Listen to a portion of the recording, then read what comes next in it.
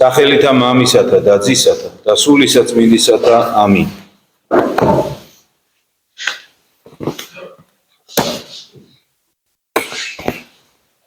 სიტყვა თქმული წმინდათა შორის მამისე ჩვენისა ლუკა ყირიმელისა.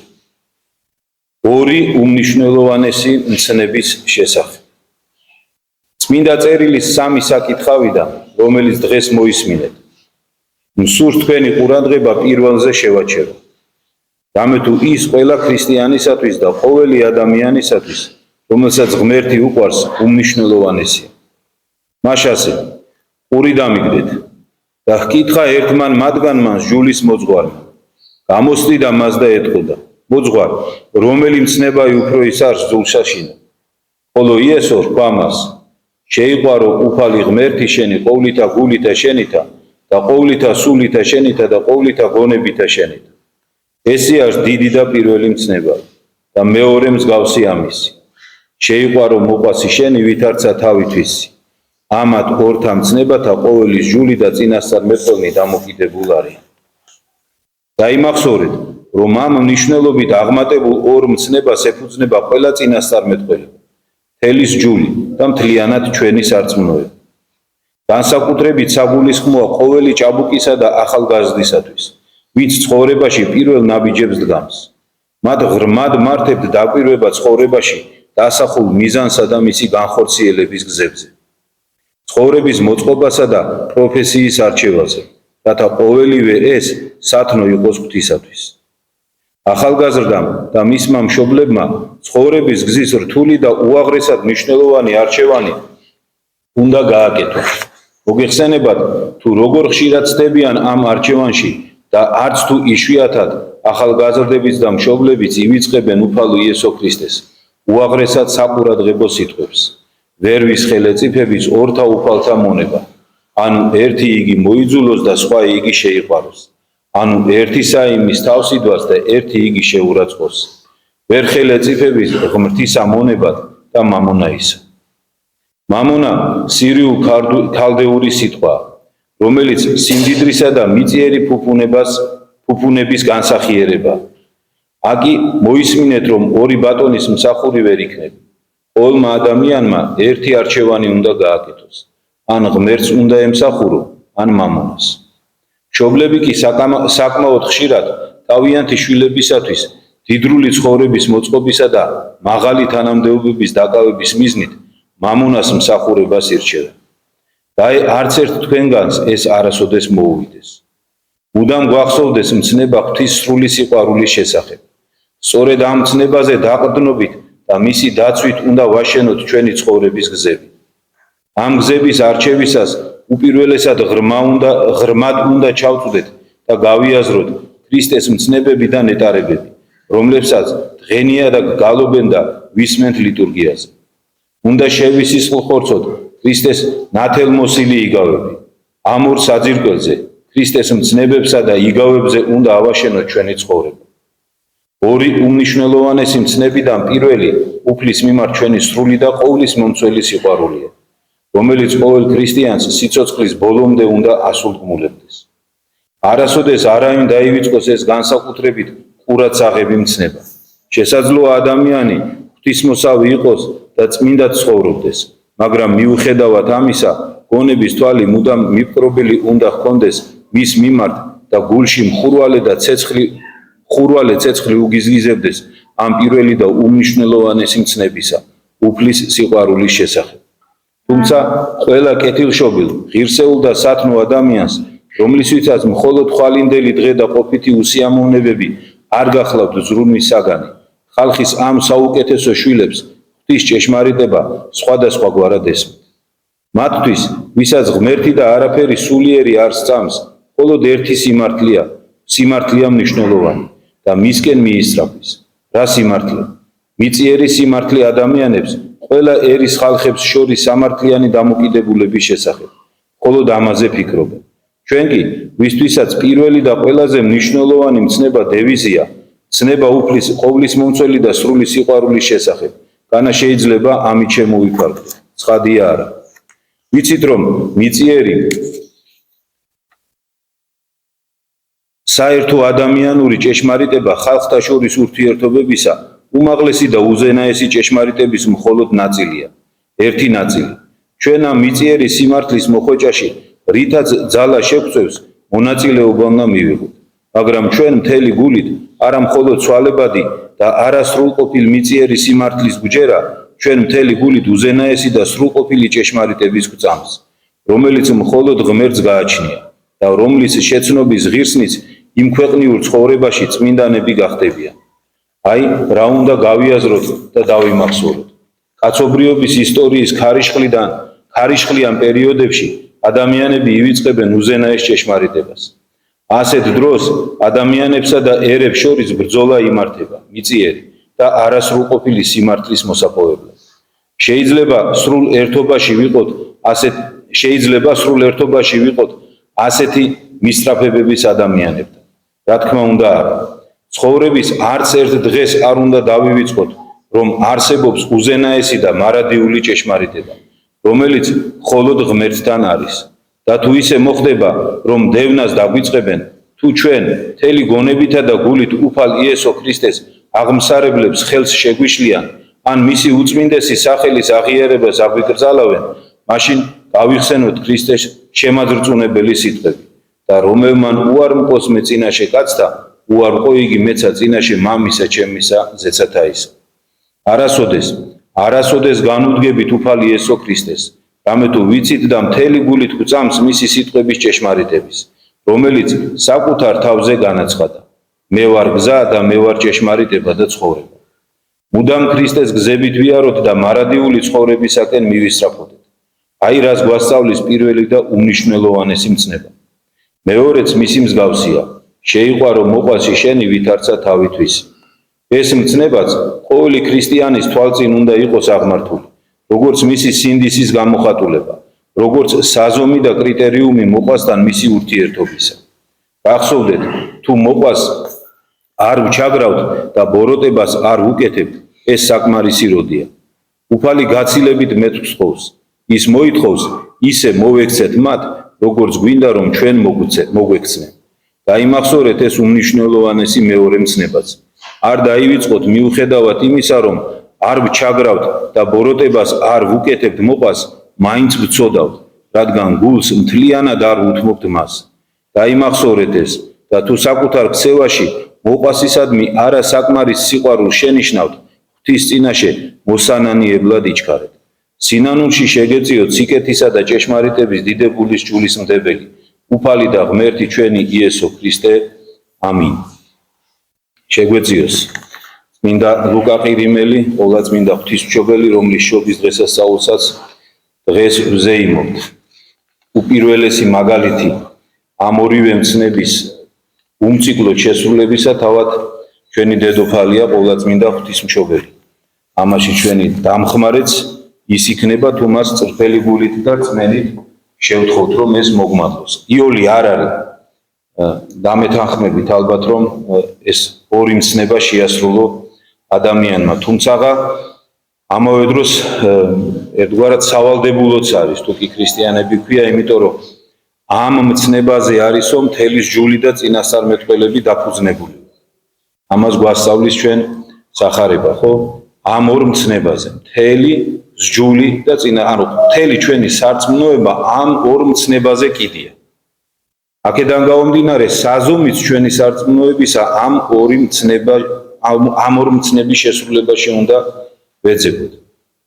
რომელს გვიყვარს უფალი ჩვენი მთელი გულით, გონებით, სულით, მოძრაობით, ამაზე თითოეულმა ჩვენთაგან ჩვენ თავს უნდა უპასუხოთ. ან ნახეთ რა კარგად შენიშნავს წმინდა ლუკა, რომ ის რომ არ ჩაგრავ შენს მოყვას და ბოროტს არ უკეთებ, ეს საკმარისი არ არის. უფალი შენ გეუბნებაო, რომ რაც საკუთარი თავისთვის გინდა, ის უნდა გაუკეთო შენს მოყვას. ან ამ საქმეში რომელი ვართ ასეთი წარმატებულები, ამაზეც ალბათ თითოეულმა ჩვენთაგანმა საკუთარ თავს უნდა გავცეთ პასუხი. და თუ გულწრფელ პასუხს გავცემთ, მივხვდებით, რომ ძალიან ცუდად არის ჩვენი საქმე. ამიტომაც გვეუბნება ბოლო აბზაცში წმინდა ლუკა, რომ ამას თუ საკუთარ თავს შენიშნავ, იჩქარე სინანულისკენ. იჩქარე რომ შეინანო, იჩქარე რომ წრემლი დაღვარო, რომ ღმერთ შეეხვეწო, იმიტომ რომ გამოდის რომ შენი საძირკველი არ ქონია, რაზეც მთელი ჩვენი სარწმუნოება არის დამტკიცებული. ეს რო დაფიქრდები ადამიანი, ცოტა უნდა შეშინდე წესით და რიგით, მაგრამ შეშინებულების ჩვენ არაფერი გვეთყობა, იმიტომ რომ ძალიან ხშირად ეს ყველაფერი გვავიწყდება, ისევე ამ ცხოვრებისეულ ორომტრიალში ჩაფლულებს ძალიან მალე გვავიწყდება ხოლმე ეს ყველაფერი, ისევ ჩვენ ყოველდღიურ ცხოვრებას ვუბრუნდებით. ნაცვლად იმისა, რომ ამ საკითხებს ღრმად ჩაუფიქრდეთ უფრო და რაღაცა შევცვალოთ ჩვენს ცხოვრებაში. აი ჩვენ როდესაც სხვადასხვა წმინდანების ცხოვრებას ვკითხულობთ, ხშირად შეგხვდება ხოლმე ასეთი ისტორია, რომ ესა თუ ის სიტყვაო მოისმინაო, ეკლესიაში მდგომაო. და ისე შეძრაო მისი გულიო, რომ მან მთელი ეს ქვეყანა დატოვა, შედგა მონაზვნად და იმის შემდგომ მას უკან აღარასოდეს აღარ მოუხედიაო. აი ეს არის ისეთი ადამიანი, ვინც სერიოზულად ეკიდება უფლის სიტყვებს, ვინც სიღრმისეულად ცდილობს გაიაზროს და თავის ცხოვრებაში გაატაროს უფლის სიტყვები. ჩვენ სამწუხაროდ კიდევ ერთხელ გავმეორდები, სწორედ აი ამ მამონას გამო ძალიან ხშირად უცბად გადავაგდებთ ხოლმე გონებიდან რაიმე აზრს, რომელიც შეგვარყევს ხოლმე. ძალიან უცბად, ძალიან მალე. რატომ? იმიტომ რომ აი ეს აზრი თუ ის რაღაცა ფიქრი, რომელიც ანგელოზმა ჩაგვიდო გულში, ამა თუ იმ წმინდა წერილის სიტყვის მოსმენით, აი ეს აზრი, ის სწავლება ეწინააღმდეგება ჩვენი ცხოვრების წესს, იმ ცხოვრების წესს, რომელსაც მიჩვეულები ვართ. აი თანამედროვე ესე გვიყვარს ხოლმე თქვა, ჩვენი კომფორტის ზონიდან გამოვყავართ. და როგორც კი ამას შეეხება ხოლმე სასწრაფოდ გვინდა რომ დავივიწყოთ. თითქოს შეგნებულად რაღაც სისულელეთ ჟღერს ხო, მაგრამ ესე არ ვაკეთებ. თითქოს აი შეგნებულად გვინდა რომ თავიდან გადავიდოთ. ეს რომ იმიტომ რომ ეს თუ ეხლა მე სერიოზულად დავფიქრდი, ყველაფრის შეცვლა მომიწევს ცხოვრებაში. ძალიან ბევრ რამეზე უარის თქმა მომიწევს და ეს აღარ მინდა. და ამიტომ სასწრაფოდ დავივიწყებ ხოლმე.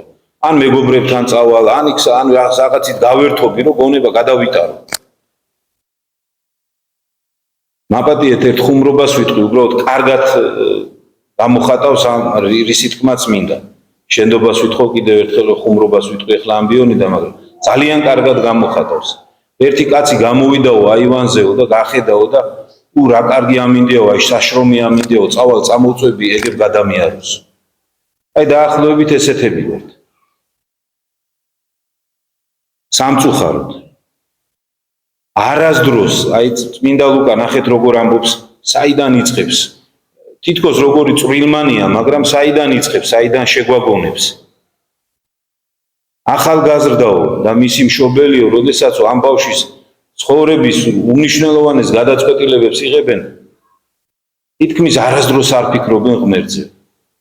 თითქმის არასდროს არ ფიქრობენ, რომ ეს სათნო ეყოფა ღმერთს. არც ბავშვი და ახალგაზრდა ფიქრობს იმაზე, რომ აი მე ახლა აი ამ მიმართულებით რომ მინდა ვიარო.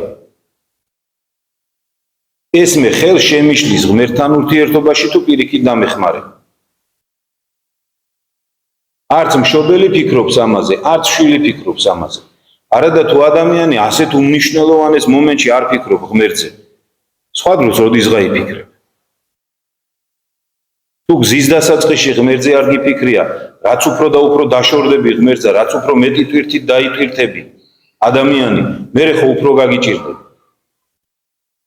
სწორედ აი ესეთი უამრავი ტვირთით დატვირთულები რომ ვართ, იმიტომაც გვემართება ის, რაზეც წეღან ვისაუბრე. იმიტომაც არ გვინდა ხოლმე ღვთის სიტყვის მოსმენა. აი პილატეს გაგახსენებთ. პილატე რო ეკითხება მაცხოვარს რა არის ჭეშმარიტებაო? იმ წუთას მოტრიალდება და გადის. და მამები ამბობენ, რომ პილატეს არ უნდოდა პასუხის მოსმენა. არ უნდოდა ამაზე პასუხის მოსმენა, რომ უკვე განზრახული ქონდა, რაც უნდა გაეკეთებინა და ფიქრობდა ალბათ ერთგვარად, რომ ეხლა რამე ისეთი არ მითხრას, რომ მე არ ამერიოს ეხლა ცხოვრება. არ გამიჭირდეს ცხოვრება. ესე მარტივია. ეროდესაც დაუმეგობრდები, ებრაელებსაც მოიმადლიერებ, მარტივია. ესე მე ერთ კაცს გავწირავ ახლა რა მოხდება. აი ჩვენც ესე ვიქცევით ხოლმე ძალიან ხშირად, როდესაც მოვისმენთ რაღაცას. რომელიმე წმინდანის ქადაგება იქნება თუ სახარებისეული სიტყვა, რომელიც გავმეორდები, შეძრავს ჩვენს გულს და გონებას. რაღაცნაირად ესე პილატესავით სასწრაფოდ მოვტრიალდებით და მივდივართ ხოლმე. აი ღმერთმა ვისურვებდი, ალბათ უნდა ვილოცოთ, რომ ძალიან ბევრი რომ სწორედ აი ეს ძალიან ცუდი თვისება ჩვენი ამოძირკოს უფალმა თავისი კაცთ მოყარებით. ჩვენ ალბათ გაგვიჭირდება. ჩვენ ალბათ გაგვიჭირდება, იმიტომ რომ მთელი ცხოვრება სულ სხვა მიმართულებით მივდივართ. სულ სხვა ტვირთით ვიტვირთვებით. აი ხშირად ბავშვები, როდესაც მოდიან ხოლმე ჩემთან და რაღაცაზე თქვათ კითხვებს ვსვავენ, აი მომავალი როგორ მოიწყო. ესეთ რამეს ვეუბნები ხოლმე, რომ იმდენი თუნდაც ისეთ კარგ რამეში განათლება რასაც ქვია. იმდენი არ ჩადო, რისი დათმობაც ღვთისთვის გაგიჭირდება. აი თუ რამეს ისე იმდენ დროს დაუთმობ და იმდენ ენერგიას ჩადებ, რომ მე იმის დათმობა ისე გაგიჭირდება, რომ შეიძლება ღმერთს უღალატო, ნუ გააკეთებ ამას. იფიქრე. არ გეგონოთ, რომ ეს რაღაც დიად ღვთის უარყოფაზეა ლაპარაკი, რომ ქრისტეს სახელი უარყოს. არა. თუ ეს შეგისლის, ისეთ წვირმანი როგორ არის, მაგრამ ამ სიტყვას მაინც ვიხარ. წვირმანზე როგორიც არის, თქვა კვირას ეკლესიაში დგომა. რაც არ უნდა იყოს ეს. თუ შენ ისეთ რამეს აკეთებ, რასაც მერე მოყვება ის, რომ შენ კვირას საღვთო ლიტურგიას ვერ დაესწრები და ქრისტეს სისხლს და ხორცს ვერ ეზიარები, არ გინდა ესეთი რამ. რაში გჭირდება? თუ მარადისობაში გადაგხვება და იქ გაგამართლებს ღვთის წინაშე, იქ ხო ვერ გაგამართლებს. ამიტომ არ უნდა გააკეთო ეს. იგივე აი თუნდაც აი როგორ თქვა, აი სპორტსმენები. ვერცეთი კვირას ტაძარში ვერ დადის. ვერცეთი ვერ მარხულობს. ძალიან კარგია სპორტი, ხა ვინ იმის არ გაიგოსმეს სპორტს ვებრძვიან რაღაცა. მაგრამ რა ჯობია? რომელი ჯობია? ღვთისმცნება დაიცვა თუ ის გააკეთო? აი თუ ერთი მეორეს ხელს უშლის, ჯობია ღვთისმცნება აერჩიო. ჯობია იმარხულო. ჯობია ტაძარში იარო. ღვთის სიტყვას მოусმინო.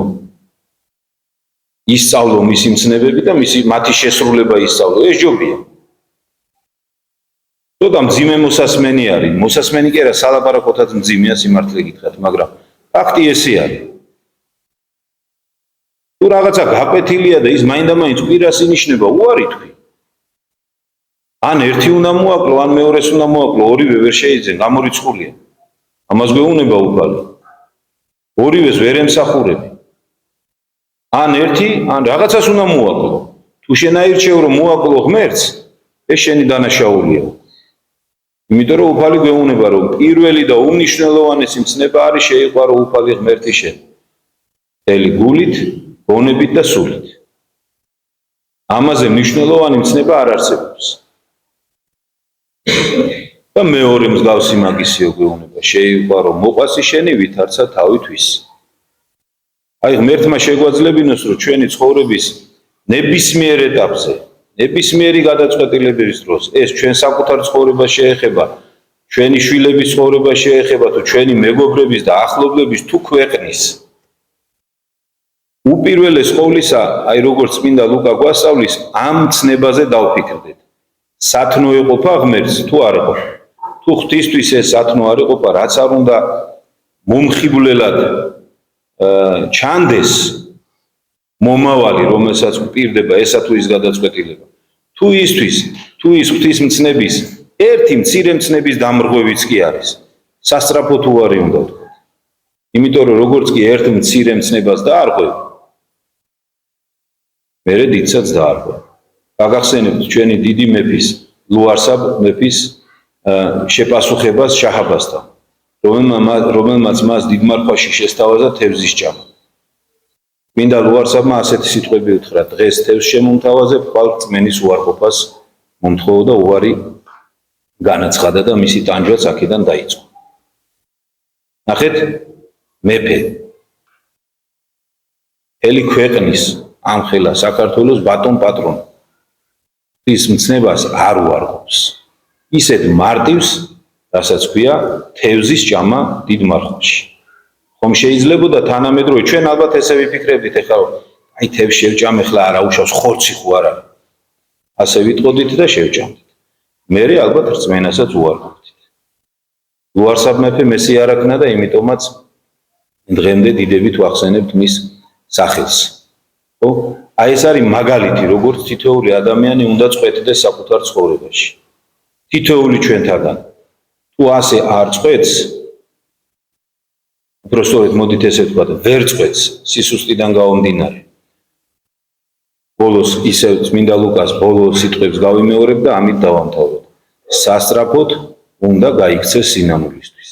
სასწრაფოდ სინანული უნდა შეწიროს ღმერთს, ილოცოს, ევედროს ღმერთს, რომ მისცეს ღმერთმა სიბრძნე და მისცეს ღმერთმა მხნეობა, რომ შეასრულოს მისი მცნებები. ღმერთმა თითოეულ ჩვენთაგან შეგვაძლებინოს ეს უფალმა დაგლოცოთ და